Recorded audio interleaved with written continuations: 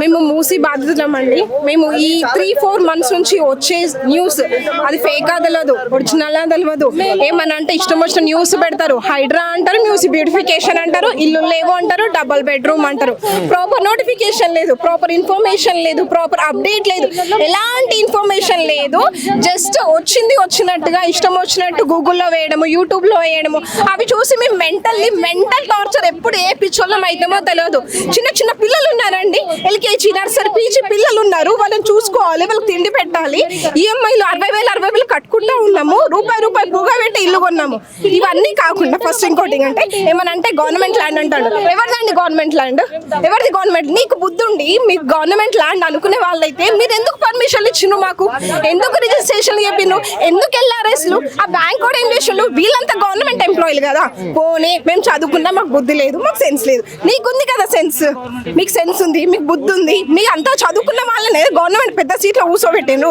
మరి పేపర్ మీద సంతకం తీసుకునేటప్పుడు అమ్మ ఇది మంచిది కాదమ్మా, బఫర్ జోన్ అమ్మా, ఇక్కడ తీసుకోకండి అమ్మా, వేరే దగ్గర తీసుకోండి అని చెప్తే అప్పుడు మేము తీసుకునే వాళ్ళం కాదు కదా, వేరే దగ్గర కొనుక్కునే వాళ్ళం కదా. నీకు అంతగా ప్రజల మీద బెంగ, బాధ, బాధ్యత ఉంటే అప్పుడు సజెషన్ ఇవ్వని ఉంటుంది.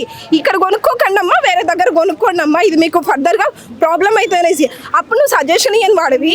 ఇప్పుడు ఈ గవర్నమెంట్ వచ్చి ఇన్ని పెట్టి కొట్టి చేసినాక 4-5 నెలల నుంచి ఉండి సెటిల్ అయినాము. మా ఇల్లు, మా కాలనీ, మా వాళ్ళు ఎక్కడున్నా కూడా మా కాలనీ వాళ్ళంతా ఒక ఫ్యామిలీ లాగా ఉండి చేసుకున్నాక, ఒకరికొకరు సహాయపడుతున్నాక, అంతా అయిపోయినాక వచ్చి మా మెంటల్ టార్చర్ ఎందుకు పెడుతున్నాడు మమ్మల్ని? అసలు అర్థం కాదు. ఏం కావాలి టార్చర్ అంటే? ఇప్పుడు మెంటల్ టార్చర్ టెన్షన్ కదా మాకు. మేము జాబులు చేస్తాము, ఆఫీస్లో పోతాము, ఎవడొచ్చి లైన్ పెట్టేది తెలియదు, ఎవడొచ్చి నోటీస్ అట్లా పెడతారో తెలియదు. పిల్లలు ఎవరు చూసుకుంటారు?